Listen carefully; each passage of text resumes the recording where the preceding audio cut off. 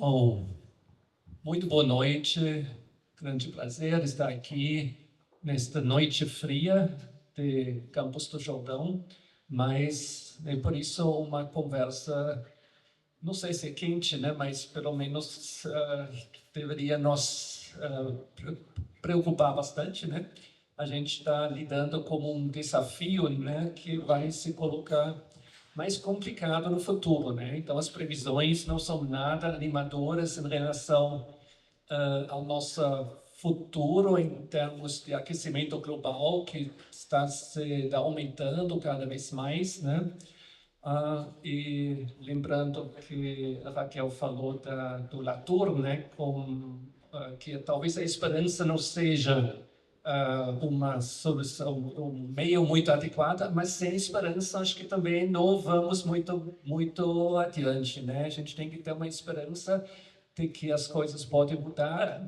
Por isso a gente está também investindo em educação ambiental, na expectativa que as coisas podem mudar, que nós podemos aprender dos nossos erros do passado, embora evidentemente pareça que não temos como parar todo esse processo que está em andamento, né?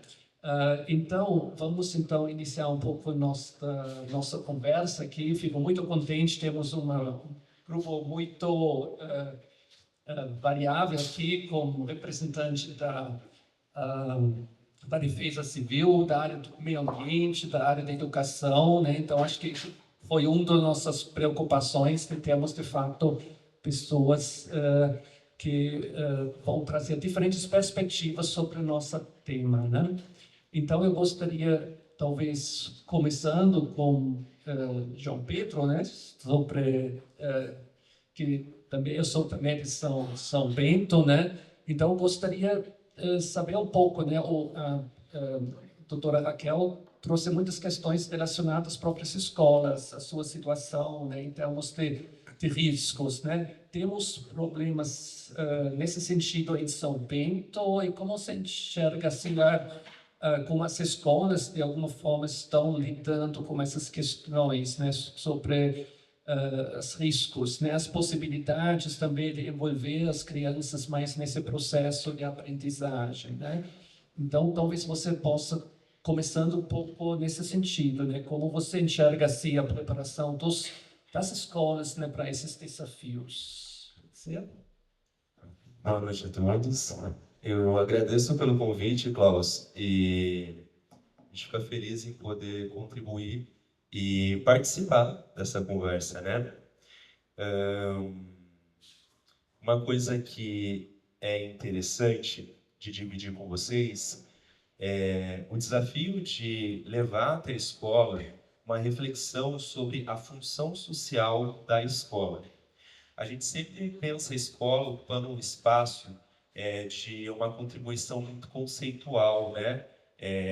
Ensinar coisas em ordem muito prática, ilimitada, de uma forma limitada, no sentido de alfabetização, conhecimentos matemáticos, ou quando a gente fala de conhecimentos científicos ou geográficos, de uma forma muito abstrata e descolada da realidade, né?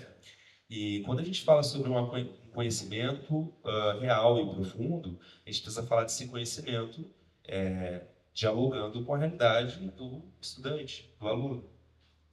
Então, quando a gente observa a contribuição que a professora Raquel trouxe, a gente vê esse conteúdo que dialoga com a vida do estudante, então uma dimensão social muito forte, e costurando várias áreas de conhecimento. Que a função da escola, a gente repete, a função social da escola não é esse campo tão distante só da abstração, né? O conhecimento de uma forma tão distante, tão abstrato. Só alfabetização, só conhecimentos matemáticos, mas a relação desses conhecimentos como ferramenta de transformação social. Ok. Voltando então para a questão social.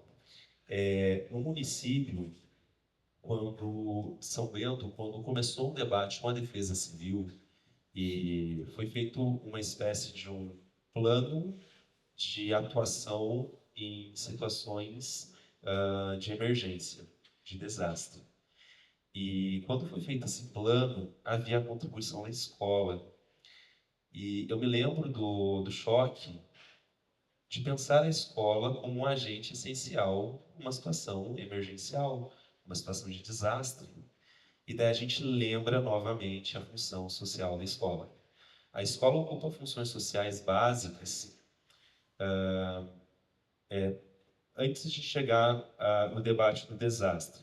Ela ocupa funções sociais básicas, por exemplo, a alimentação. A escola traz segurança alimentar. Numa situação de emergência, não sei se isso é de conhecimento de todos, mas numa situação de emergência, um dos espaços responsáveis por acolher a comunidade e garantir a alimentação dessa comunidade vai ser a escola.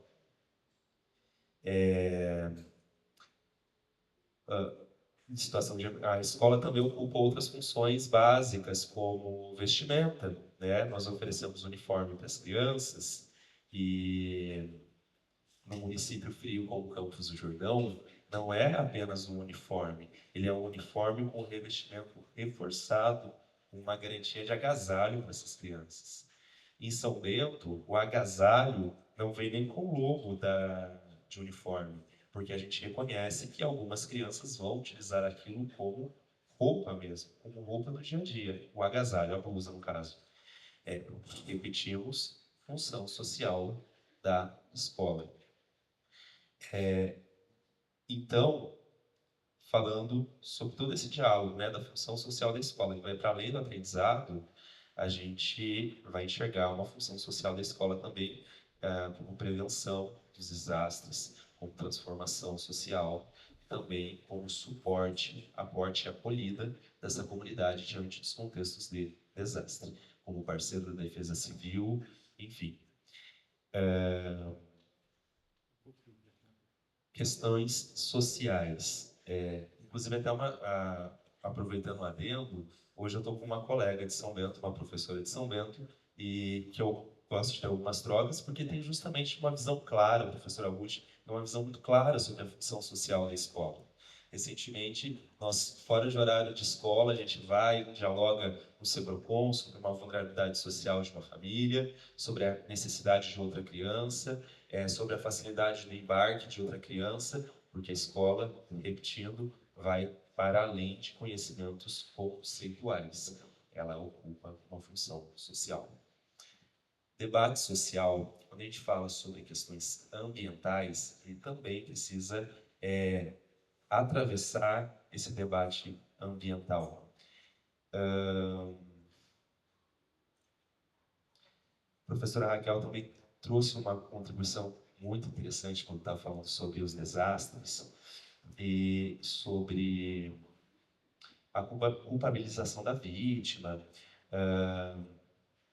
o fato das notícias indicarem, né, como o morador que constrói a casa em uma área de risco sendo responsável por estar fazendo uma ocupação ilegal ou algo assim. É interessante a gente observar esse debate social, da mesma forma como é necessário na escola, esse debate social em questões ambientais, porque são problemas muito mais profundos, mais complexos e estruturais. Porque não adianta uma discussão superficial sobre a ocupação ilegal se a gente não tem uma discussão sobre os abismos sociais, sobre desigualdade, sobre distribuição de recursos e rendas, sobre os contextos de vulnerabilidade construídos por essa sociedade que levam aquela família a ocupar aquele espaço. Porque, com toda certeza, não é um espaço confortável, uma escolha, a primeira escolha a se fazer como um espaço para se viver.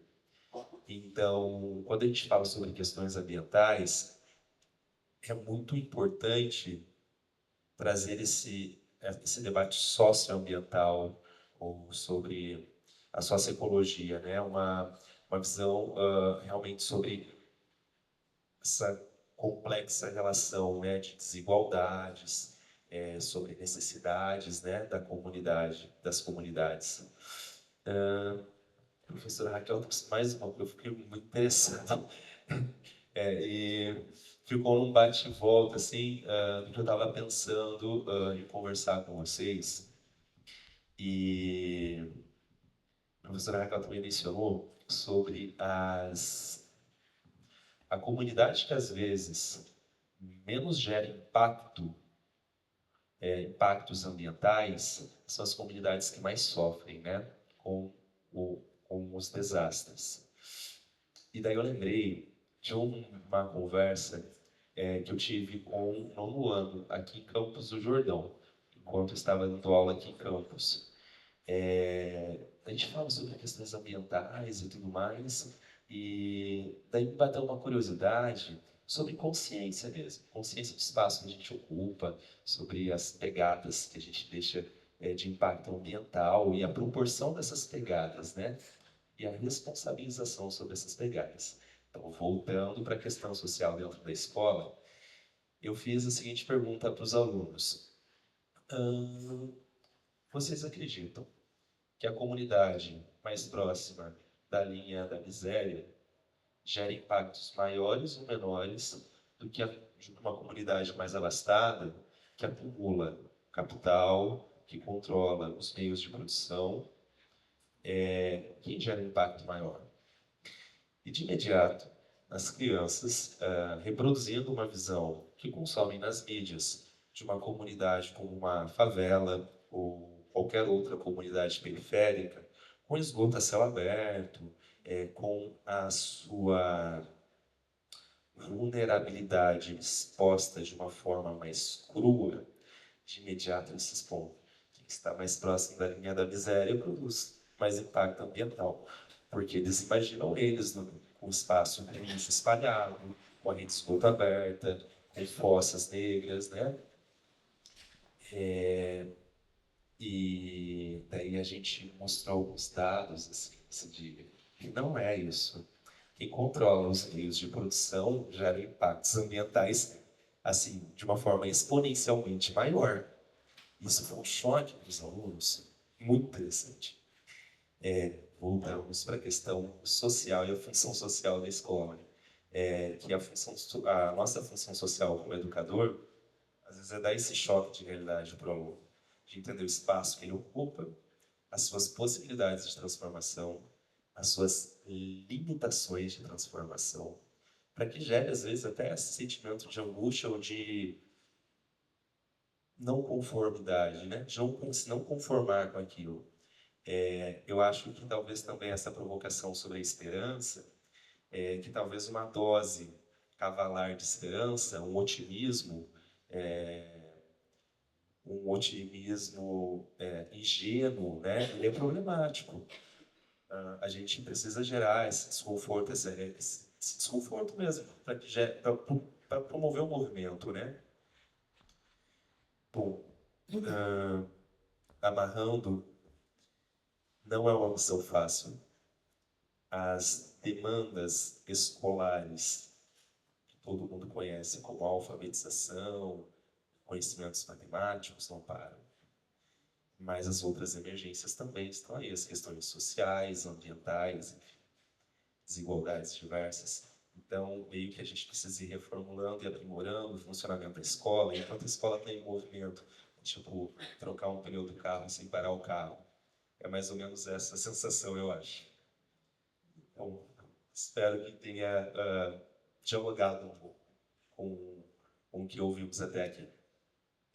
Não, muito interessante, João Pedro. Isso me lembrava uma situação que um imobiliário, né, que falou, ele veio para os Estados Unidos, eu acho que de Aspen, e falou: lá a vida é sustentável, né? Então a gente deveria ter isso aqui em São Bento do Sapucaí, né?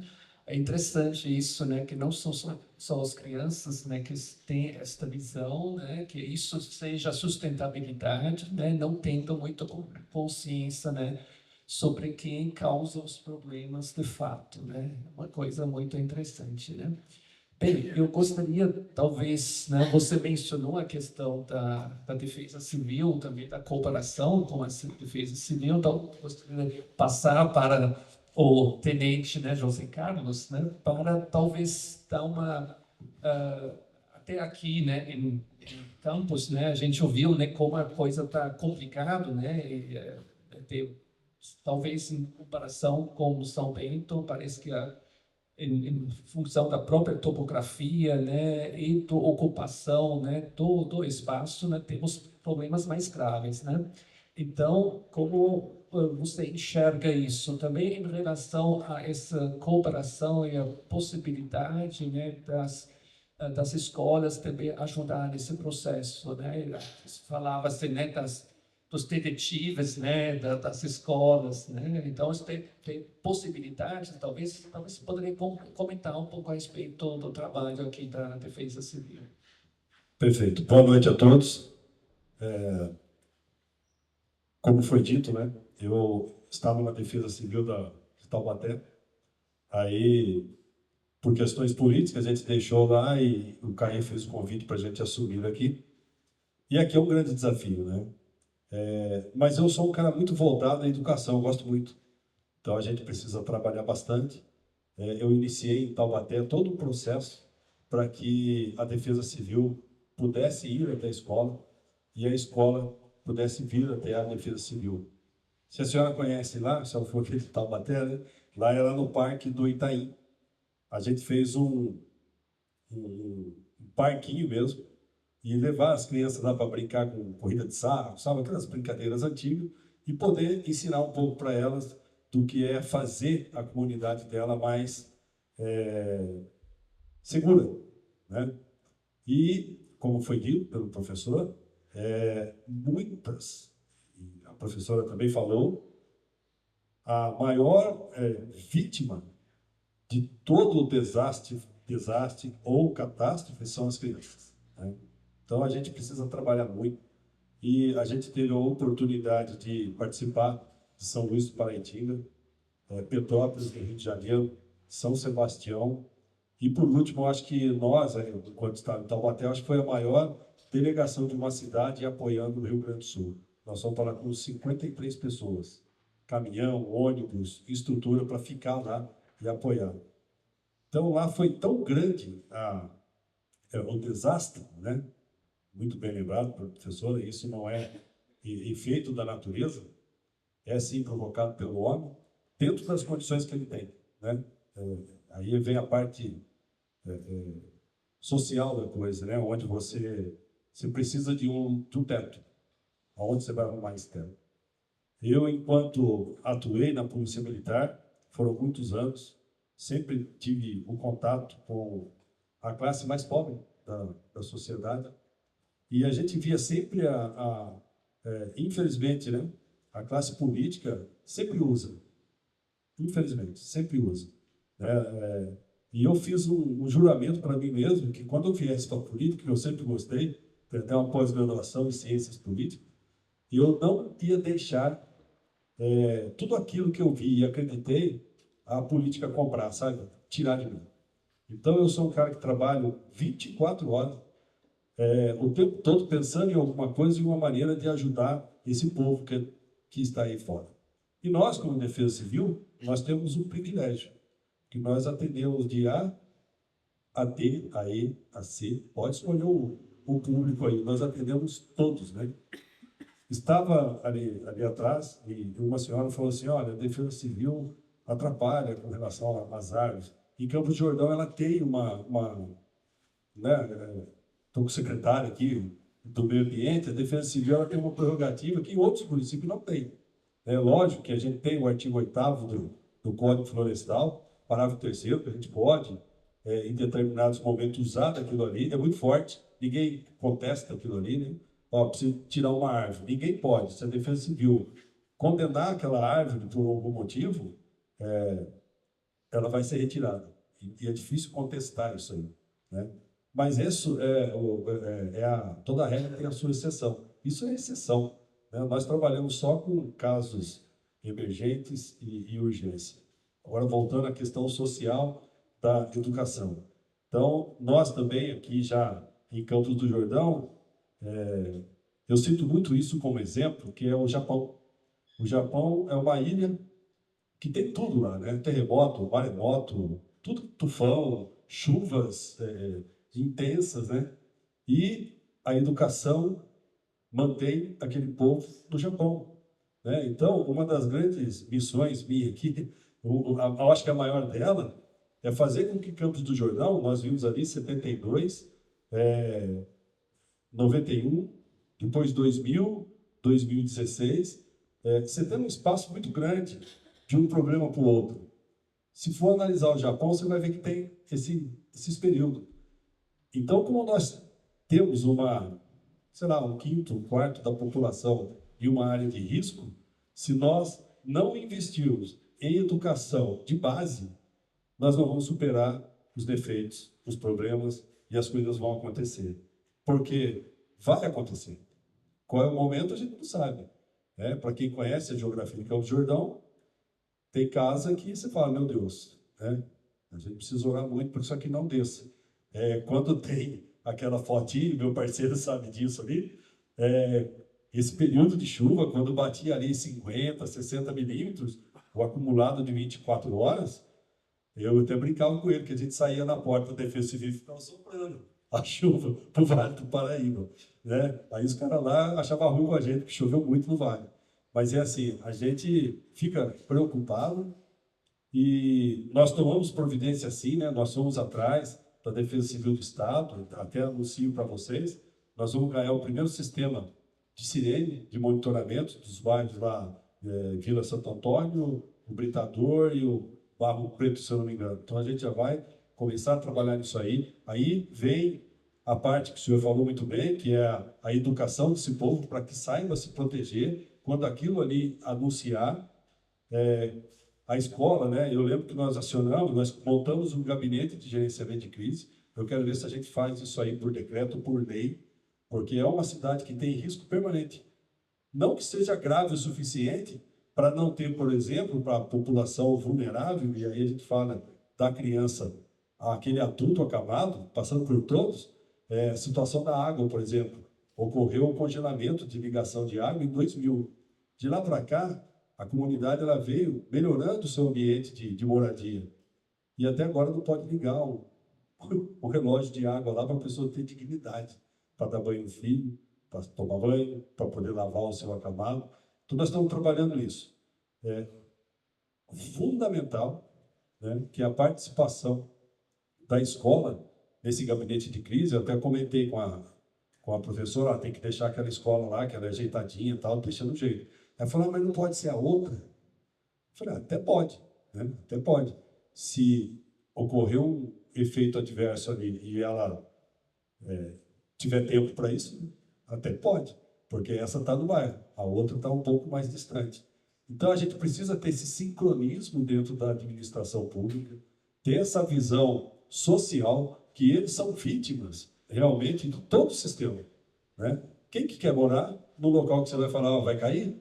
Você vai estar dormindo aqui, daqui um pouco isso aqui cai. Nós atendemos, acho que a ocorrência mais grave, graças a Deus, nesse período todo, foi uma casa, Rua Pavão, se eu não me engano, que o morro desceu, a casa do vizinho, ela desceu, teve um desmoronamento ali, passou por dentro do quarto. A menina conseguiu escapar por né? Ela falou que escutou um barulho, pôs o pezinho no chão, viu que estava molhado, ela levantou e saiu correndo. Foi o que salvou a vida dela. E o barro, a lama, desceu por dentro. Se nós não investirmos de maneira séria, um trabalho sério, nas crianças, nos adolescentes, né? Esse trabalho lindo aí que foi feito, conseguir monitorar com garrafa PET uma tragédia, e é tão simples, né, professor? Basta boa vontade e querer fazer. Então, nós, na Defesa Civil, nós somos muito antenados a isso, né, professor? Nós estamos ali, né? Nós somos linha de frente, juntamente com o desenvolvimento social. Eu estive em Brasília há 15, 20 dias atrás, participando do ForSUS.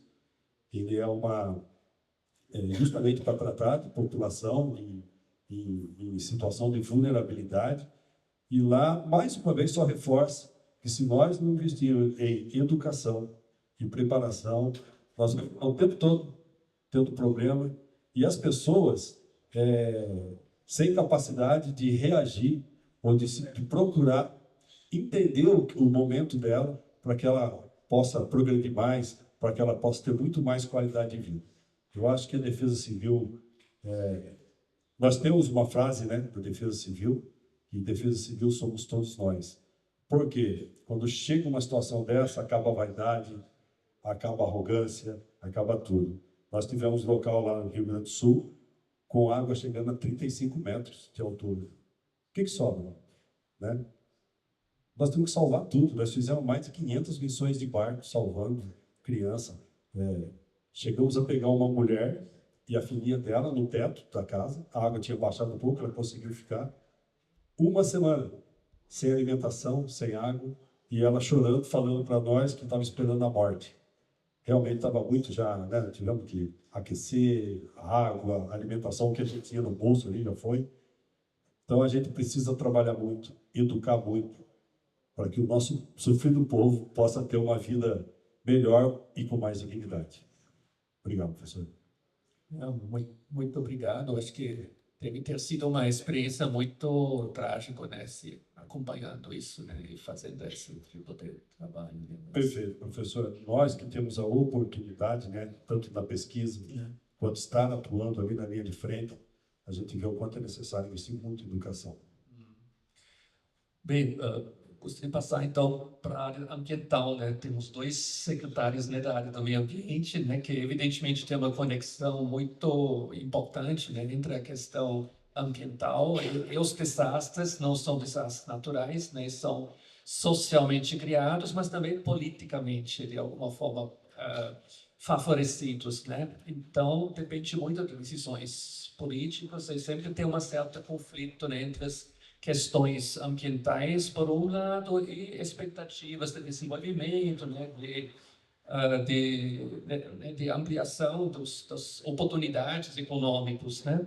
Então, eu acho que um aspecto muito importante é certamente a área ambiental na própria prevenção, né? Então, acho que um aspecto importante. Então, gostaria de ouvir, talvez, podemos começar com o Ivan, né, sobre está começando agora em Santo Antônio, né? Então é uma situação um pouco um desafio bastante grande, né, de lidar com essa contexto iniciando esse trabalho, né? Então talvez pode comentar um pouco, né, sobre sua perspectiva, sobre a questão dos riscos, as possibilidades, né, do meio ambiente, né, de atuar mais na prevenção a respeito desses riscos. Pode ser? Então, a gente via aquilo acontecendo embrionariamente e eu falei, olha, nós temos um problema que já se anuncia. Né? Não esperava que isso fosse acontecer nessa amplitude. Né? Ninguém esperava, nunca imaginava. Assim. Então, pela experiência de ter trabalhado em Ubatuba, no litoral norte, eu já coloquei para o Klaus. Em seguida, vim para o Vale do Paraíba, onde me somei ali com o Celso Honorato, e também como gestor aqui pela CETESB em Campos do Jordão. Então, tive algumas experiências em Campos do Jordão também, desde criar o Instituto Técnico Federal, numa área de risco, né, até colocar as estacas para ficar monitorando. Será se vai ser aqui mesmo? Quer dizer, poxa, o Centro Técnico Federal vai ser aqui, sabe? E era edificações, né? Era uma proposta. Vai ser aqui, e nós analisando aquilo, né? Então, a gente está vendo que essa questão climática ela já permeia a gente há muito tempo, né? A questão do urbano, dessa transformação, do processo, tá certo? E nós estávamos lá atrás agora um pouquinho, escutando a professora aí, tentando fotografar, né? Eu e uma colega, minha esposa, e uma das perguntas que eu escutei, sussurrando, né, sobre essa questão de transformação do tempo, né, e o espaço, como isso se dá. Principalmente, a pergunta era aquilo que mudou em São José dos Campos e em relação à Serra do Mar. É nítido observar que essa questão social, ambiental, climática, ela permeia o nosso território há muito tempo. Desde, por exemplo, o período sanatorial, né? São José dos Campos era território de sanatórios e praticamente migrou para Campos do Jordão. Quem podia ficar em sanatório eram pessoas abastadas, muito abastadas, tá certo? E quando mudou para o Vale, do Vale do Paraíba para Campos do Jordão, existem trabalhos, né, tanto do INPE quanto da Univap, USP, que reflete essa transformação. Foi porque lá o clima também estava se transformando, né, um processo de industrialização muito forte, e essa população mais abastada veio para cá. A situação se tornou mais gritante, né? Mais nessa questão social e econômica, aonde agravou a questão da urbanização, favelização, né? Que é o que o professor colocou ali, a professora colocou. Então, a produção do espaço, né? Então, tudo isso que reflete hoje o que o colega coloca na questão da defesa civil, é o seguinte, estamos produzindo a todo momento e nunca deixamos de produzir com a mesma característica. Pode até ter mudado a tecnologia dos equipamentos, né, a forma de construir, menos resíduos, menos tal, mas a produção do espaço, Milton Santos já colocava isso também, sabe? Olha, não é essa urbanização, né? Temos muitas escolas de urbanismo e já falando com o meio ambiente e educação há muito tempo, né? E nós não estamos conseguindo mudar na velocidade que o processo climático e a emergência tá acontecendo, né? Infelizmente. Ao retornar para Santo Antônio do Pinhal, uma das perguntas que permeou, Klaus, nos últimos dias, foi porque, inclusive, ainda ressoa na discussão, em debate na cidade, era por que houve aquele clamor quando se discutiu expansão urbana do Sertãozinho, do bairro Sertãozinho. Você observava as crianças perguntando, né? Eu tenho sobrinhos lá, né? Sou casado em Santo Antônio, tenho um sítio. E eles perguntavam, por que está esse alvoroço na cidade? Então começou nas escolas a discutir também. Por que a urbanização é ruim, não é ruim? Sabe? Por que existe essa tensão, né? Porque os prós, os contras, né? E a gente escuta isso na praça, no supermercado, você escuta aquele sussurro. E uma das coisas que foi uma pegada de uma das falas na audiência pública era tipo assim: nós não queremos que Santo Antônio do Pinhal vire Campos do Jordão. Poxa, gente, olha a fala, olha essa fala, sabe? E daí, então, sabe? E daí então nós começamos a falar assim: opa, qual é Campos do Jordão que nós queremos? Então nós temos um espelho, Campos do Jordão. Será se as pessoas conhecem verdadeiramente Campos do Jordão, né? Conhece quem na verdade está chegando no território em Santo Antônio do Pinhal? Será se esses processos já não estão acontecendo lá, né? Desse processo do capital, sabe, que chega de certa forma às vezes mais agressivo, rompendo cultura e social, o local, né? Então, assim, isso provocou na cidade um certo clamor e existe um debate acalorado. Eu estava falando com um colega ali, muito rico, né? Houve uma tensão muito forte, né? Mas do que a gente conseguiu extrair, do que está se avançando, principalmente nessa esfera da questão de desastres, Santo Antônio não passou por grandes problemas nesse sentido, né? Mas já está passando, né? O colega pode até refletir isso. E nesse sentido, tivemos alguns problemas nos últimos anos com relação, porque a cidade ela está encravada, tá? Junto ali o Rio da Prata.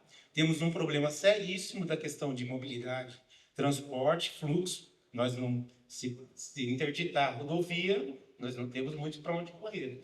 E é muito característico da nossa topografia, já mais com morros e espigões já coalescendo, né? Diminuindo a topografia depois daqui das escarpas de Campos do Jordão. uma situação que, na verdade, ocorre mais desbarrancamento de taludes, de estradas, né? E entupimentos de rios, né? Isso daí, na verdade, acaba comprometendo a drenagem e represando todo o aporte de água aqui da crista da serra, praticamente de Campos do Jordão, tanto na região do Cruz Melo, como para a região ali da Prata, né? Porque ela vai praticamente afunilando. Então, a nossa topografia ela é praticamente muito singular nesse sentido, tá certo? Praticamente é uma bacia específica que merece uma leitura muito cuidadosa, principalmente da forma como a urbanização ali está se dando. No seguinte sentido, se nós não nos atermos a voltar para o território, né, que é a palavra da professora, que é trabalhando com os alunos no sentido de maquete, da PET para o pluviômetro, para voltar àquilo que Fituan, né, na geografia, discutindo a geografia do medo, ou mesmo sobre o espírito do lugar, né, no sentido de saber ler o tempo, né, saber ler, sabe? Porque antes as crianças sabiam fazer isso. Um pouco disso a gente observa que ainda tem, pelo menos no território, em Campo do Jordão, você observa que elas ainda trazem isso. E é patente observar. Então, assim, se nós não buscarmos o retorno da pessoa para o território, sabe, para a bacia, sabe, para o entendimento do rio, para isso, dificilmente nós vamos conseguir delinear um caminho diferente, ou uma geografia diferente, ou uma urbanização diferente, porque elas estão vivendo num outro espaço, principalmente depois do bendito celular, né, que é uma outra esfera, né, porque as coisas ficam fora do território. Né? E isso é um problema seríssimo para a educação, o professor colocou ali, é um problema seríssimo. E entre os problemas, não só de escoamento que nós temos, e questões de mobilidade ali para fluxo, né? Nós temos também não só a questão de água, mas nós temos tido estiagens muito fortes, né, no território. E daí a gente tem conversado aí com o Ives da APA, né? E nós aqui de Campos do Jordão também, São Bento e Sapucaí, num trabalho conjunto, principalmente porque nós temos ainda uma reserva florestal significativa, ainda que fragmentada, mas importante, né? E nós temos que lembrar o fogo e a queimada que nós tivemos em 1997, no final da década de 90, que praticamente a serra queimou hectares e hectares, e foi uma coisa, sabe, muito agressiva. Então, às vezes a gente pensa em desastres, em efeitos climáticos, a gente, logo de imediato, a gente imagina a chuva, né? Por questão de desbarrancamento, mas essa questão do que se avizinha agora, que é, na verdade, a estiagem, e que nós não sabemos se o efeito Laninha, que está regredindo, né? O efeito... eu fiz tarefa de casa, eu fui ler suas palestras, e fui no Cimadem e tal, né? Então, se esses efeitos na linha se anunciar como está se avizinhando, essa estiagem pode ser mais prolongada e nós poderemos ter problemas, talvez, não de enchentes de chuvas, é lógico que nós estamos num outro momento, mas da queimada que se avizinha, tá certo? E daí, realmente, é o que o colega colocou. Sabe, não tem construção da mais nobre ao barraco ou ao pau a pique. O fogo pega. Né, nós tivemos experiência, nós vimos agora, nesse ano passado, início desse ano nos Estados Unidos, né, em outras situações aí que são mansões, viraram pó. Então, observa esses extremos. Tanto da água para o fogo, nós estamos numa cruzada, literalmente. Porque ou vamos ter uma estiagem muito forte, ou nós vamos ter água muito forte. E uma das coisas assim que a gente busca, e estamos buscando em Santo Antônio do Pinhal, na atual administração, né? Foi uma das questões que eu optei por vir, era o seguinte, que nós dividíssemos a Defesa Civil, porque antes lá era a Secretaria da Agricultura, Meio Ambiente e Defesa Civil. Então, você imagina o potencial do profissional que tinha que estar lá, né? Quer dizer, ele não podia dormir. Ele não ia ter descanso jamais, na verdade. Então, foi feita uma divisão. Hoje, o Cleiton está lá na Defesa Civil. Nós temos um trabalho conjunto e a Secretaria do Meio Ambiente e Agricultura fica junto com a Defesa, né? E simplesmente só nesse início do ano, para se ter uma ideia, nós tivemos 140 atendimentos, tá? E o técnico Luiz Gonzaga, ele técnico agropecuário, administrador, ele dá o suporte tanto para a Secretaria da Agricultura e Meio Ambiente, onde eu tenho assento, né? Também para a Defesa Civil. A quantidade de árvores que caíram, e uma das coisas que a população local perguntava é a mudança da dinâmica do vento, que na verdade ele praticamente já está retorcendo as árvores, que antes não acontecia, mas de uma forma tão fácil, que calma aí, essa árvore dificilmente cairia em outro momento. Hoje está caindo muito mais fácil, tombando assim com facilidade, e a gente sofre crítica, como a Defesa Civil colocou aqui, tipo, precisava cortar essa árvore, tinha necessidade de cortar essa árvore, tá? Mas não significa também que muitas vezes as pessoas se colocam em risco, né? Construir realmente debaixo das árvores para depois falar assim, ó, nós vamos precisar cortar, né? Então, o planejamento é uma necessidade que começa na escola, na educação, né? Desde a maquete, desde esse tempo. E nós estamos tentando fazer isso de uma forma transdisciplinar ali em Santo Antônio do Pinhal, tanto entre a Secretaria de Saúde, Educação e Defesa Civil, no sentido de nós conseguirmos passar essa leitura, porque nós só temos, às vezes, alguma rota. Ó, a rota de saída vai ser pelo Renópolis, ou não vai ser pelo Renópolis, ou vai ser para Sapucaí-Mirim, ou vai ser... Porque quando acontece quedas de árvore, desmorona, tal, fica praticamente interditadas as sinais. E lá, praticamente, a gente tem essa dificuldade de mobilidade, né? Então, é difícil, às vezes, e vai ser um complicador, nós pensarmos o processo agora de discutir plano diretor, né? Existe esse pedido da sociedade para a administração, e nós vamos precisar realmente rever e revisar. A administração já está procurando ver isso, né? O prefeito Panão, e é uma coisa que a sociedade está pedindo, e vai acontecer. E essa nova leitura de como nós tratarmos esse ambiente que está em processo de transformação. Então, muito embora essa fala, eu não quero transformar Santo Antônio em Campos do Jordão, me pegou, né, porque eu também sou educador, no sentido que eu já trabalhei aqui, é uma cidade vizinha e amiga, irmã, e muitas vezes boa parte dos filhos de Santo Antônio nasceram na maternidade de Campos do Jordão, né? Então, normalmente o filho gosta de voltar à casa da mãe, né? E é uma coisa triste quando você fala de uma cidade sobre a outra sem perceber o que está acontecendo dentro do seu próprio território.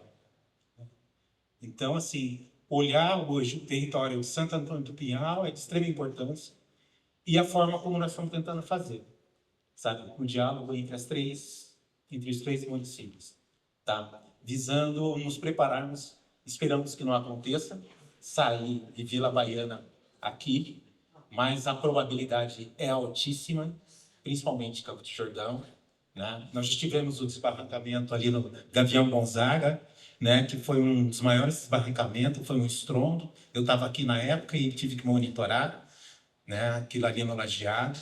Ainda, né, praticamente nós temos muitos depósitos de talos, que é aquilo que a professora colocou, das várias leituras, né, que se faz sobre o talude, blocos soltos. Então, são ambientes muito recentes, muito novos, de deposição. Nós estamos numa topografia recente, nova, e onde a drenagem ela ainda está se desenvolvendo.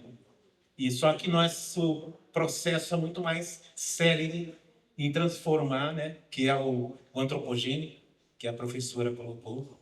Então, nós temos que frear um pouquinho o pé, né, voltar para a escola, e voltar até para a cadeira, juntamente com os alunos. Eu adorei, na sua pesquisa, no seu trabalho, era do jovem para o jovem, do jovem para o adulto, do jovem para o... Não, viu como eu fiz? É o seguinte, eu fiz minha tarefa. Essa madrugada eu passei estudando, professora.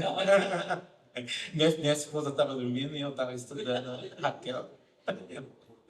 Tá certo? Mas é bonito, é muito bonito você ver a educação e como a senhora, desculpa, a senhora da doutora, você, na verdade, brilha os seus olhos quando você fala isso. E eu fiquei assim, palpitando na madrugada, e quando minha esposa perguntou, e aí, você estudou? O que você fez, né? Eu falei assim, eu vi Raquel. E eu estava com vontade de perguntar como é que foi a experiência que eu morei em Ubatuba, da escola em Ubatuba, da escola em São Luís Paraitinga e da escola de Cunha. Principalmente depois dos eventos e principalmente depois desse gap, né? Desse 12 anos, 11 anos, 12 anos, 11 anos, né? E principalmente porque era uma das perguntas que eu falaria, né? Que eu perguntaria, que eu estava ali já querendo perguntar, se tinha já uma resposta e já teve Guararapes, né? Jaboatão, quando a doutora colocou que, olha, aquilo deu efeito, tivemos uma resposta. E deu a minha pergunta, se me permite, já era perguntar sobre Ubatuba, porque eu morei lá, São Luís Paraitinga, porque também morei lá, sou meio baranga também, tá? E meus cunhados aí, ó, né? No Minho, então eu morei em São Luís Paraitinga e plantei bastante eucalipto. Isso quando eu trabalhei no setor privado. Não vou colocar no currículo. Não, mas eu coloco porque foi uma experiência única, né, também. E foi um dos motivos pela qual eu saí do setor público e privado e fui para o Estado trabalhar com meio ambiente e floresta, e recursos naturais. Então, muito bom saber isso. Então, vamos passar agora para o Celso, né? Sobre Campos do Jordão, né? A gente ouviu isso também em São Bento, né? Nossas rodas de conversa também foi comentado isso. Não queremos virar um Campos do Jordão, né? Então, de alguma forma, eu queria saber um pouco, né, como você vê isso a partir da questão do meio ambiente, né, a organização também de campos, né, para se preparar para esses potenciais desastres, né, que já afetaram bastante a cidade, né? Boa noite a todos. Bom, vamos lá, falar um pouco da nossa cidade. É muito interessante ver também a palestra da professora Raquel, porque eu vivi parte disso, né? E perdi gente também com isso, amigos, tá? De infância. O Fábio também mora no mesmo bairro que eu, na Vila Paulista Popular. A gente é daquela região ali. Dois dos desastres foram no meu bairro. Um deles, inclusive, atingiu parcialmente a minha casa, porque parte do quintal da minha casa rodou em um desses desastres. Participei do resgate de uma pessoa que, infelizmente, saiu morta de um desastre, um deficiente físico. Vivi essa seca também de 97. Meu pai tinha um sítio na região de Campos do Jordão, onde, para vocês terem uma ideia, para o gado do sítio comer, tivemos que derrubar a árvore para ter verde para o gado comer. Vivi enchentes, vi minha cidade se transformar ao longo do tempo.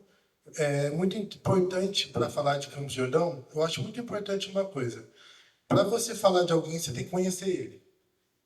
Então, eu tenho 50 anos de Campos do Jordão, sou engenheiro ambiental e sanitarista, e estudei muito sobre a minha cidade, inclusive o grande êxodo que teve de populacional em Campos do Jordão foi na década de 80, quando teve o êxodo da construção civil em Campos do Jordão, onde surgiram grandes hotéis da cidade, onde surgiram Pode Saison, Home Green Home e outros grandes empreendimentos, inclusive que Campos do Jordão acolheu todo mundo que veio trabalhar aqui de forma amistosa, como ele sempre fez ao longo de sua história, e quando surgiu os grandes núcleos de invasão de Campos do Jordão, justamente, que foram inicialmente a Vila Santo Antônio, Britador, Morro das Andorinhas, que era a região central do município, que ali começou a invasão e é onde tem os grandes índices de ocorrências hoje do município.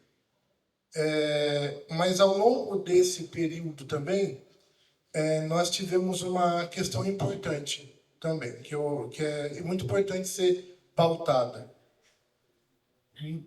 Nós nunca tivemos uma drenagem que absorvesse toda a drenagem do município.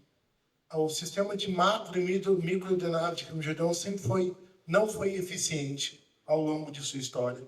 Nós tivemos uma retificação do rio principal do município, que é o Ribeirão Capivari, que ele foi inteiramente retificado e jogado numa das margens da montanha. Ele permeava, serpenteava como todo qualquer rio, e ele foi retilíneo, ficou retilíneo. Isso causa o quê? Um aumento da velocidade da água, causa também uma diminuição do índice de retenção do rio, que vai causar um problema lá na frente. Então, ele foi estreitado, tem gabião dos dois lados, rua de um lado. Então, tudo isso foi causando esses problemas ao longo do tempo, né? Mas, assim, eu vejo também com bons olhos algumas coisas. Por exemplo, hoje, a mentalidade também da Secretaria do Meio Ambiente, que, por sinal, nós temos orgulho de ser a primeira Secretaria do Meio Ambiente do Brasil municipal, da história, tá? Nós temos a primeira Secretaria integralmente do Meio Ambiente, tá? Ela é só do Meio Ambiente, a agricultura é separada, é tudo separado. Uma Secretaria do Meio Ambiente. Hoje a gente está pautando muito com o quê? Com a sustentabilidade.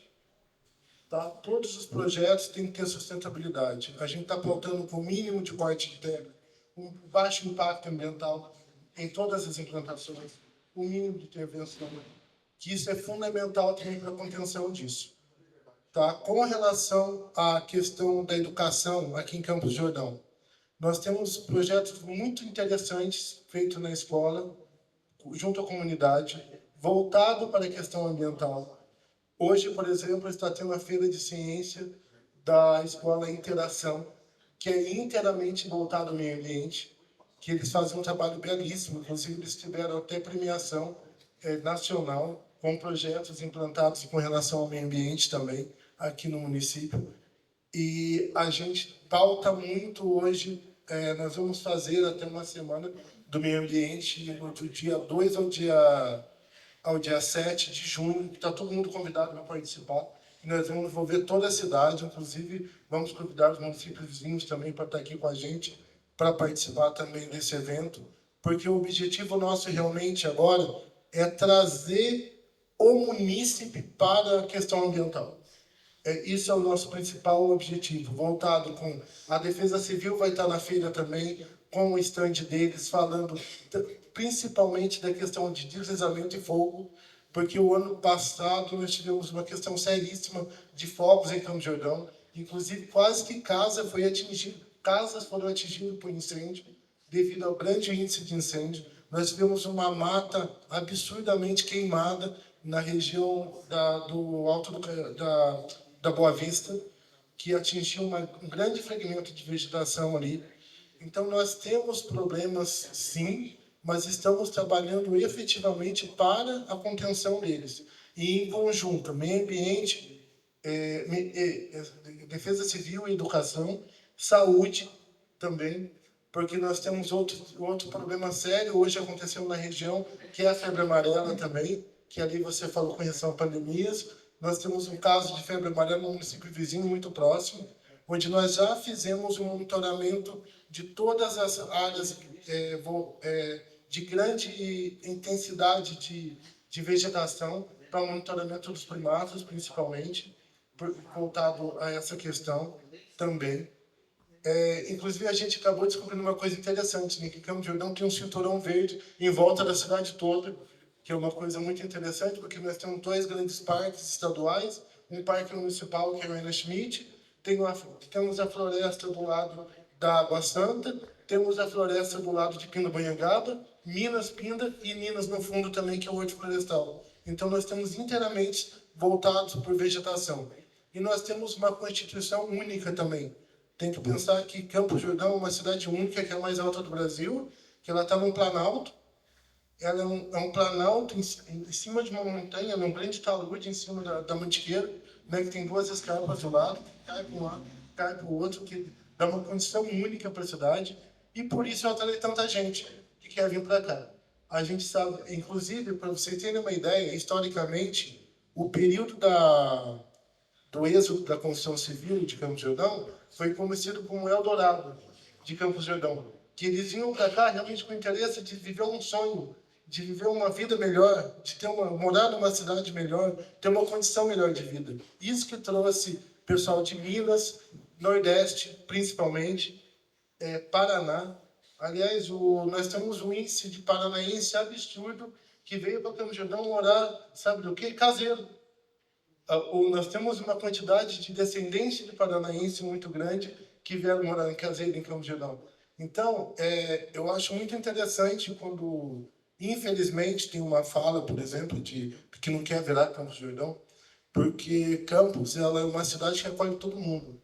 Ela acolhe na saúde, ela acolhe na educação, que é o Instituto Federal. Nós temos uma grande quantidade de são bentistas e de Santo Antônio que vêm estudar em Campos do Jordão. Tem o Senac também, que atrai muita gente. Nós temos a beleza cênica de Campos do Jordão, gente. Ó, eu conheço Gramado, eu conheço Canela, eu conheço várias cidades. Tenho projetos aprovados em Canela.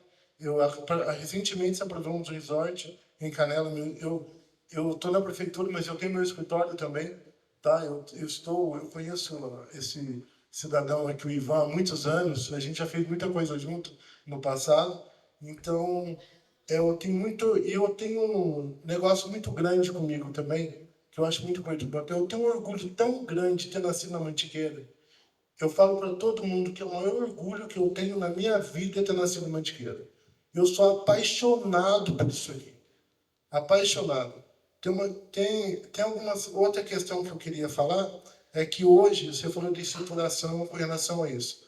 Dos resíduos sólidos, nós acabamos de aprovar 5 resoluções com temas voltados para a proteção ambiental no município e para sustentabilidade, que é o nosso principal foco hoje. Estamos começando a trabalhar finalmente com SBN, Soluções Baseadas na Natureza, que é um foco fundamental para a gente conter problemas de desastres naturais, que, por sinal, estamos com uma briga absurda com o Estado que só pede engenharia cinza para a gente, para colocar engenharia verde nos projetos, principalmente de drenagem. Tá? Então, nós temos, sim, muito para lutar, é verdade, mas estamos no caminho certo. Eu acho que se a gente conseguir engajar a educação, estamos numa briga ferrenha com a educação para aumentar a educação ambiental na educação. Estamos numa luta também para conseguir alguns atrativos, que eu acabei de falar agora para o Antunes, que estamos para conseguir um negócio muito legal para Campos, para levar a educação ambiental bairro a bairro. É um objetivo que a gente quer nessa administração o mais breve possível. Depois de mais ou menos 15 anos, estamos resolvendo o problema do RCC do município, que também é um problema sério, porque eles não têm lugar para depósito de RCC no município, que é o resíduo da construção civil apropriado. Esse resíduo está indo para qualquer lugar, tem no baldio, rua, qualquer lugar ele é jogado, e causando problema de erosão, causando problema também de acúmulo de água, de vários problemas, N problemas. E outra coisa também muito importante, gente, quando a gente fala de árvore urbana, é muito complexo. Árvore urbana está diretamente ligado à vida. E devido à mudança climática, infelizmente, nossas araucárias estão atravessando por problemas seríssimos de saúde fitossanitários, causados por algas, fungos e também podridão de raiz, entre outros problemas. Recentemente, semana retrasada, nós tivemos 4 araucárias que caíram com vendaval lá no Morro do Elefante. Inclusive, 4 carros foram atingidos, infelizmente, quase perdemos vida. Então, nós temos seríssimos problemas com relação a isso. Então, assim, as questões ambientais voltadas ao problema climático geram uma resiliência cada vez maior do ser humano. E os intemperismos vão ser cada vez maiores. Ou chuva em excesso, falta de chuva em excesso, tudo em excesso. E aí que gera o problema. A gente sabe, tudo em excesso não é bom. Nada em excesso na vida é bom. Imagina chuva em excesso ou seca.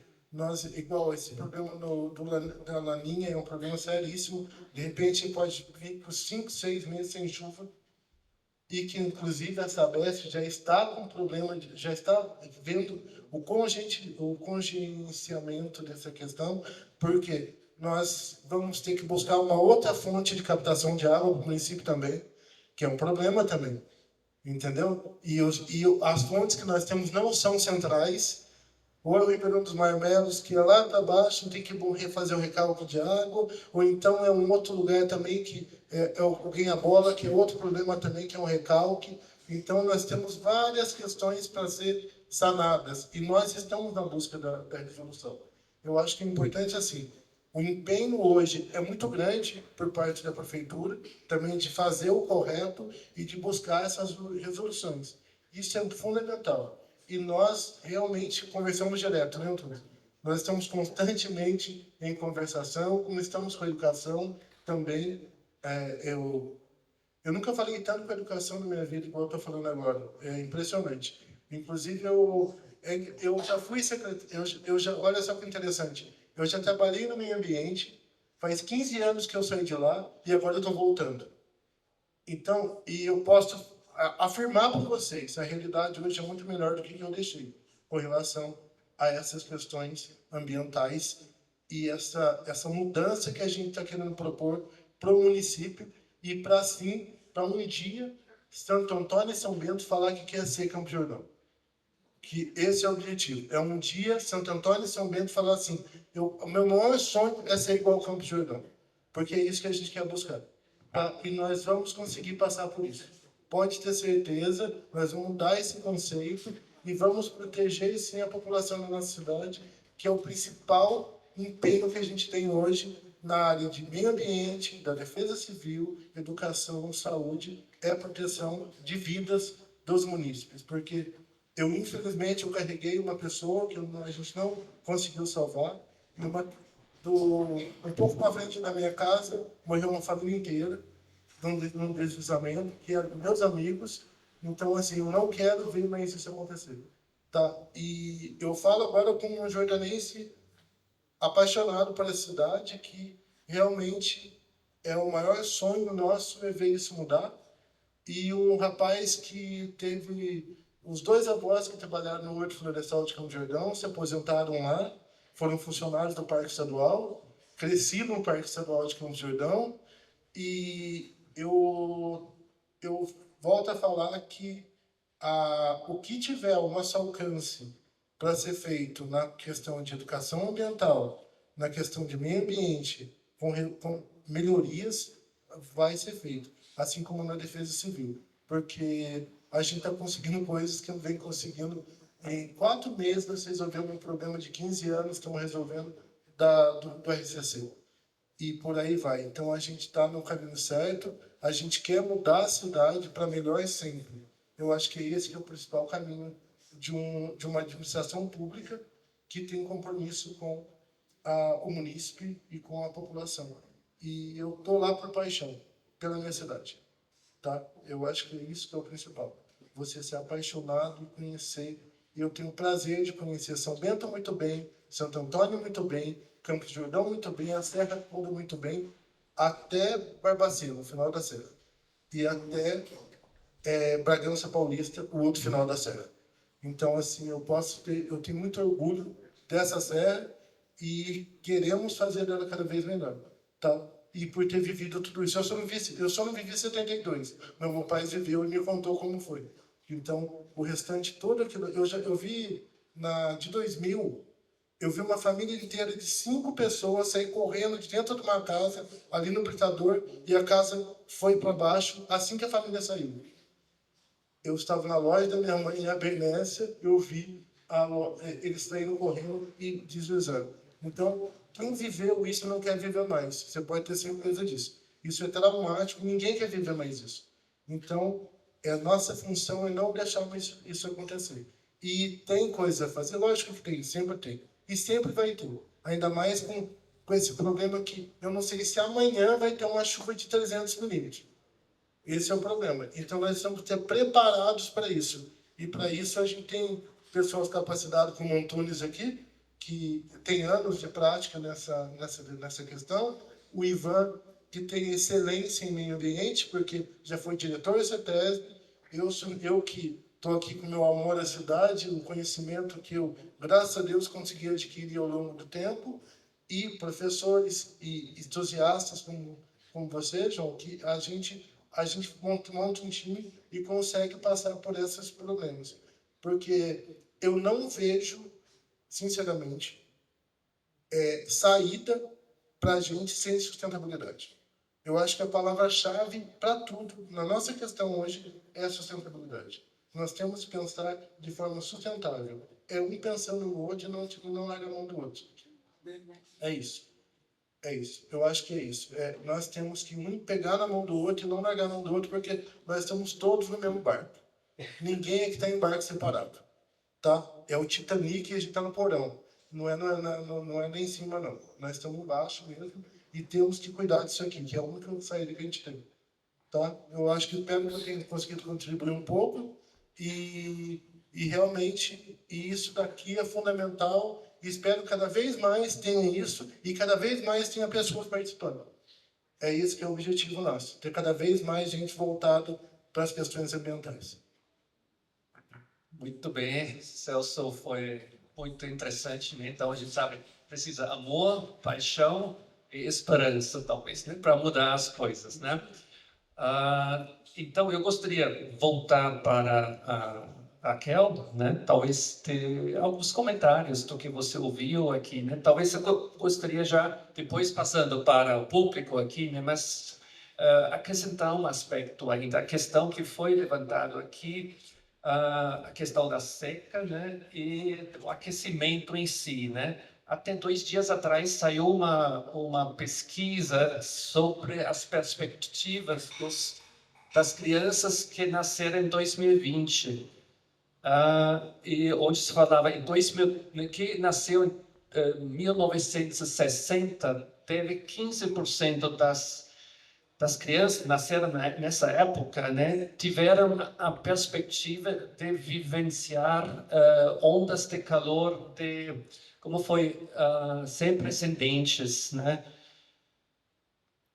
Das crianças que nasceram em 2020, se aquecimento continua com 1,5 graus até 2100, que não é muito provável, porque já estamos em 1,5, né? 50% das crianças que nasceram em 2020 vão ser afetadas desta maneira. Se for 3 graus, seria 95% globalmente. Ou seja, a gente vai tá criando um ônus para as crianças que estão nascendo hoje extremo, né? Então, a minha pergunta seria como o sistema está trabalhando essa questão de forma geral, talvez também em relação à educação, ou se tem uma ideia a respeito desta perspectiva, porque é muito preocupante, né? De alguma forma, quando a gente, é um dos exemplos onde a gente percebe como a gente está comprometendo a vida futura das crianças, das futuras gerações, de forma geral, né? Talvez você poderia comentar um pouco.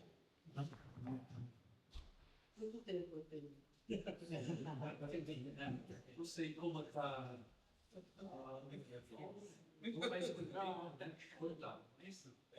Um pouquinho depois passa um pouco ainda para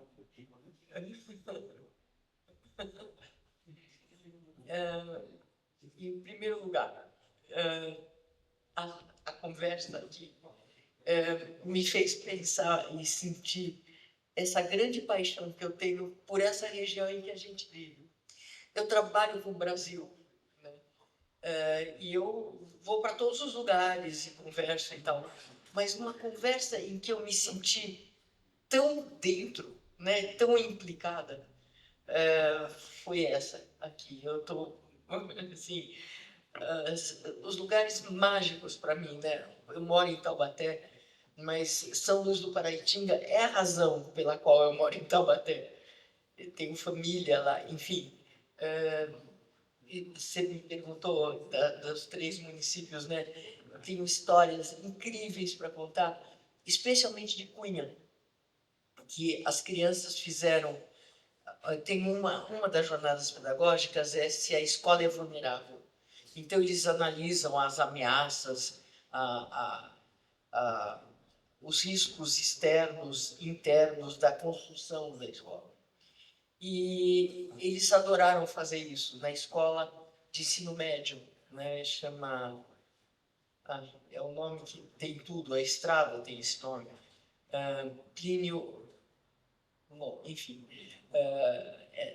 dessa escola. E eles, então, fizeram na escola. E você sabe, Cunha é uma pirambeira só, né? E eles foram nas creches municipais e começaram a fazer as planilhas ali para descobrir a vulnerabilidade daqueles locais e os riscos, né? Eles foram sozinhos, assim. Aí alguém na Câmara dos Vereadores soube dessa pesquisa que eles estavam fazendo na cidade e chamaram o prefeito e os jovens mostraram todos os riscos que estavam acontecendo nas escolas. É incrível, quer dizer, tem esses desdobramentos de se trabalhar com educação e de fazer as coisas, as pessoas construírem o conhecimento, não vir na cartilha, né? É muito legal. Então, é muito provocador e você gera umas coisas como a de Jaboatão dos Guararapes, a de Cunha. Em São Luís do Paraitinga, a gente trabalhou muito. Trabalhou todas essas jornadas em São Luís. E teve um menino que resolveu ser da Defesa Civil lá, porque... E tem uma pessoa, o Zé Carlos, da Defesa Civil lá, que é genial. E ele me dizia assim, porque ele vinha participar e tal, e trabalhar com as crianças, né, com os jovens. Aí ele me disse uma vez assim, eu nunca pensei que uma pessoa analfabeta pudesse trabalhar com educação numa escola, né? Então, essas inversões são muito legais.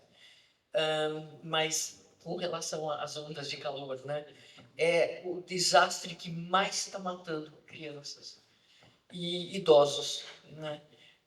E é lento e silencioso.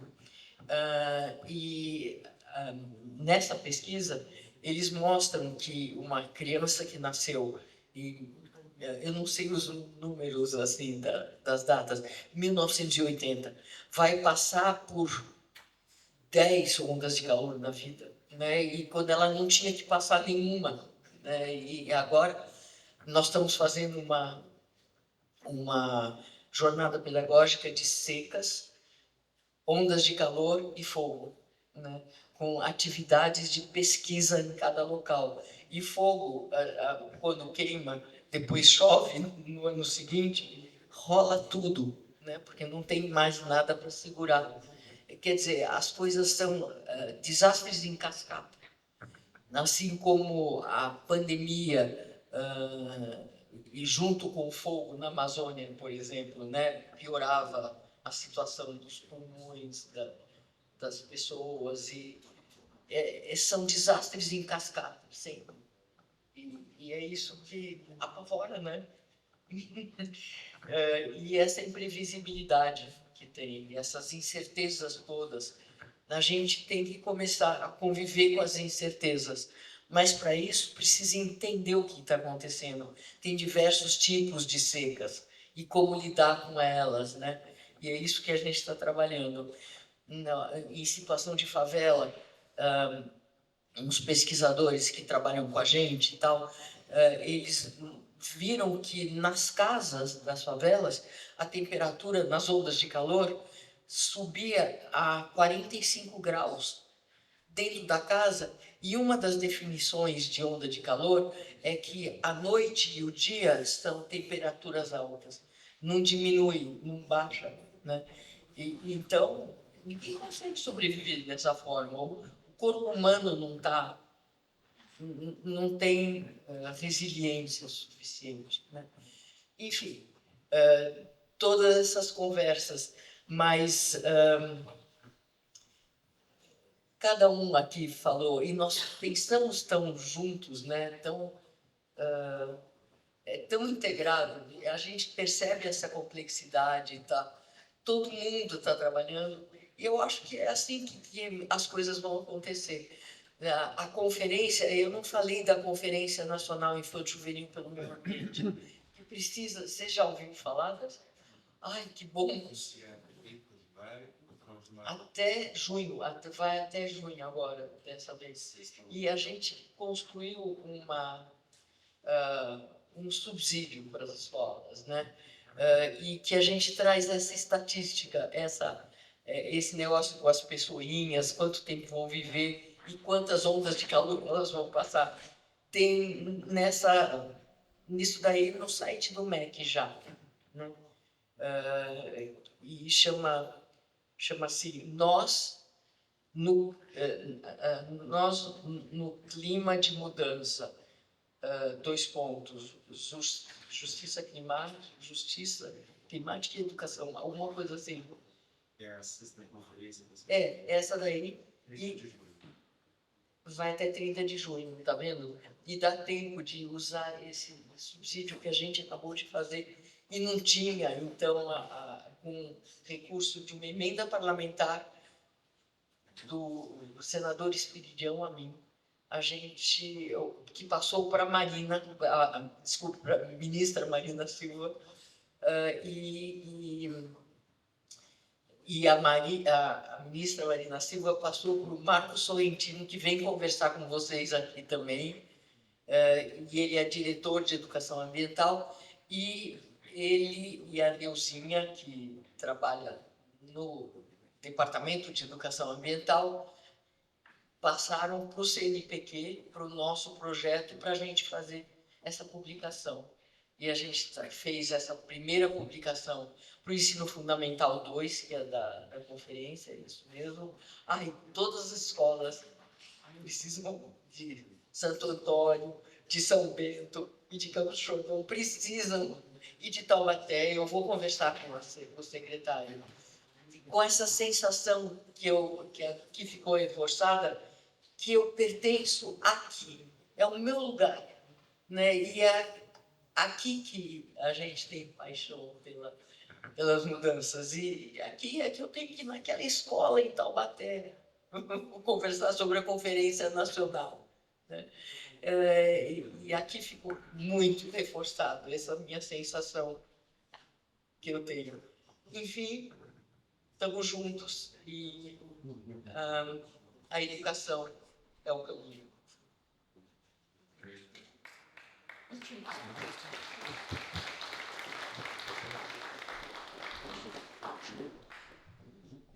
Fazendo uma contribuição quanto à sexta conferência infanto-juvenil, ela é voltada para o ensino fundamental 2. E em muitos municípios, o ensino fundamental 2, depois da municipalização, o ensino fundamental 2 fica vinculado ao Estado, são escolas estaduais. Na maioria das cidades de São Paulo. Campos do Jordão é uma exceção. Então, como município, vocês têm mais autonomia para a participação da conferência, porque aqui em Campos do Jordão, o ensino fundamental 2, que é o sexto ao nono ano, é municipal. Então, o diálogo da Secretaria de Meio Ambiente com a Secretaria de Educação, assim, vocês estão com a faca e o queijo na mão. No nosso município, a gente tem vontade, só que o sexto ao nono ano são escolas estaduais. Então, é uma outra dinâmica de trabalho. A gente tem diálogo, mas é uma outra autonomia de trabalho. A gente consegue participar como ouvinte, a rede municipal. Mas, como agente mesmo, é interessante quem tem condição de estar no ensino fundamental 2. Eu sempre reclamei, quando eu estava no MEC, que eu coordenei 4 conferências infanto-juvenis e uma internacional planetária, do planeta. Vamos cuidar do planeta. E aí eu sempre reclamava que os estados, a gente repassa recursos, e está fazendo isso esse ano também, para o estado, porque é muito mais fácil, são 27, né? E não 5.000 municípios, é um absurdo. E aí os estados não consideravam os municípios como cidadãos né, do ensino fundamental 2, é sempre ensino fundamental 2. Mas agora você está dizendo isso, eu não sabia disso. No nosso município, por exemplo, É, no nosso município, por exemplo, você só tem fundamental 1. só fundamental, tem o Fundamental 2, só que escolas estaduais. Santo Antônio também é assim? Não. Lá é de primeiro, de 3 escolas até 9 anos de escola. Municipal também? É. Só o ensino médio que é No Brasil é assim. Não. É por isso que essas vezes tem essa política. É importante trabalhar com o Estado. Tem uma informação importante de Santo Antônio, que é o seguinte: a minha esposa foi secretária de Educação de Santo Antônio do Pinhal há 7 anos, tá? É bom deixar claro isso, para você ver como a gente... Eu amo Santo Antônio também, tá? Embora Santo Antônio não queira virar a gente, tá? Eu amo Santo Antônio, a minha esposa, 7, e ela é professora lá do infantil agora, a minha esposa, tá bom? A minha esposa trabalha em Santo Antônio já fazem mais de 15 anos, tá bom? É bom deixar bem claro isso, tá, gente? O amor é recíproco aqui, tá? Então, desculpa Santo Antônio, mas aqui não tem esse negócio de não querência, não, tá? Aqui a gente gosta de todo mundo igual. Não,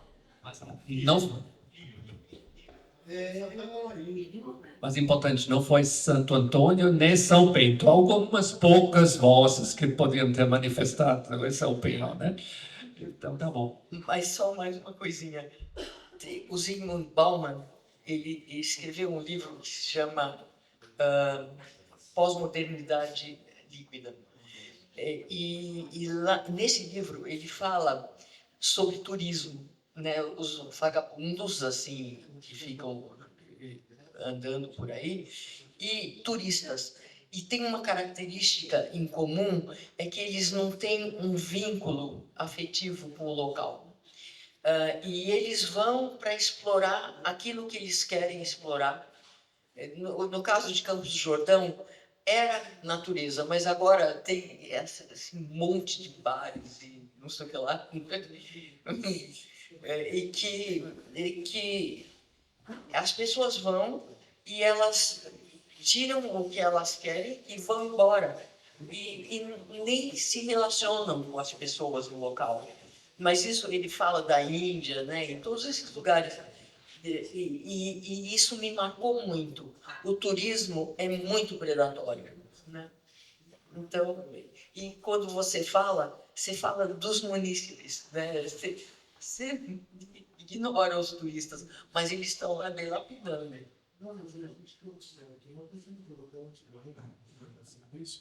É que existe sim uma pressão imobiliária muito grande, tanto em Santo Antônio como em São Bento também, desse turismo. Inclusive, hoje nós temos uma questão para ser discutida muito séria, é das multipropriedades, que é uma questão muito, muito impactante também para o município.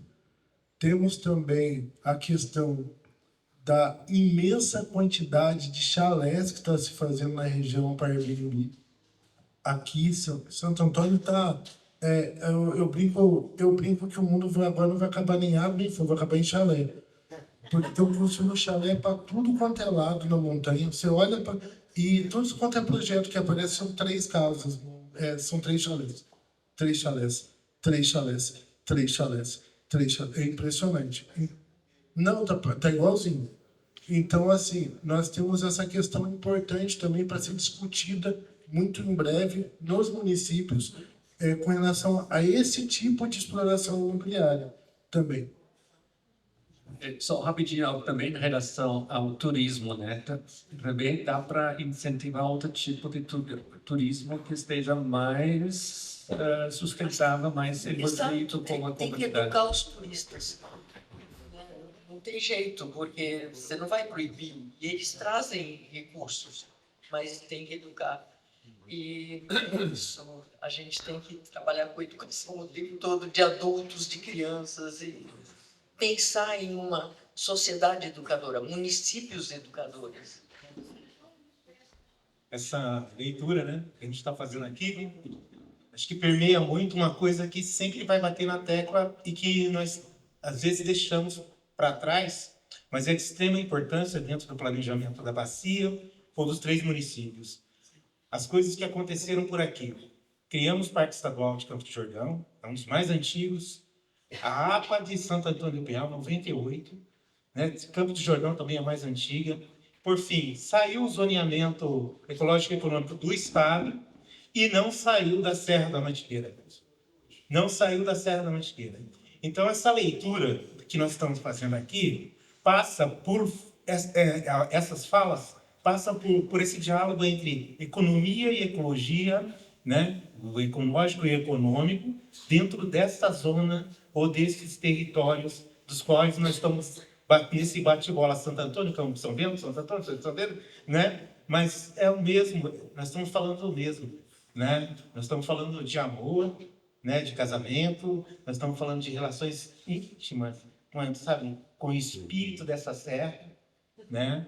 Nós estamos falando de coisa muito primordial, muito, tá certo? Então, nós precisamos falar, sim, do zoneamento ecológico e econômico.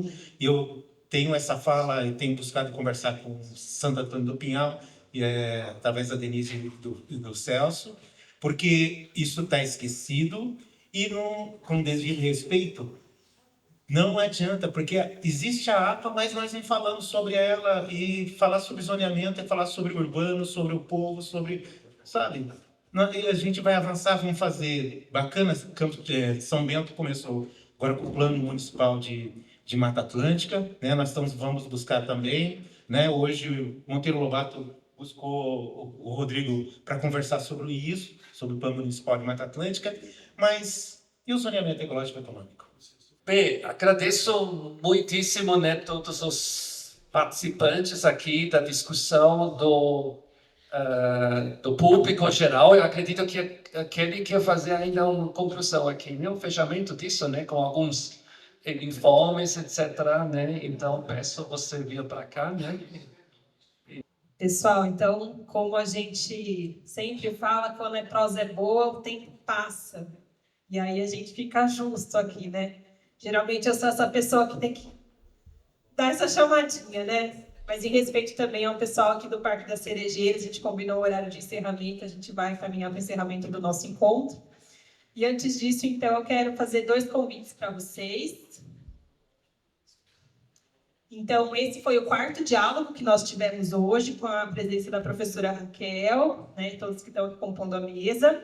E a gente tem um último diálogo em julho com a Renata Maranhão, que ela é superintendente adjunta de apoio ao Sistema Nacional de Gerenciamento de Recursos Hídricos, da Agência Nacional de Águas e Saneamento.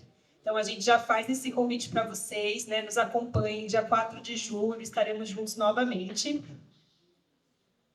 E, logo mais, nosso projeto se encerra também. Em outubro, a gente tem um seminário de encerramento e a gente vai ter a presença do professor Marcos Sorrentino, como a doutora Raquel comentou, que é diretor do Departamento de Educação Ambiental do Ministério do Meio Ambiente e Mudanças do Clima. Então, também vocês já coloquem na agenda, estão super convidados para estar conosco. Sigam nossas redes sociais, acompanhem a divulgação dos nossos eventos. A gente tem buscado fazer as atividades da forma mais participativa possível. Hoje, em razão do tempo, a gente não consegue abrir para o diálogo com vocês, mas também na certeza de que o diálogo aqui foi muito bom e muito importante a gente ter esse tempo. É isso. Pessoal, muito boa noite, muito obrigada pela presença e até breve.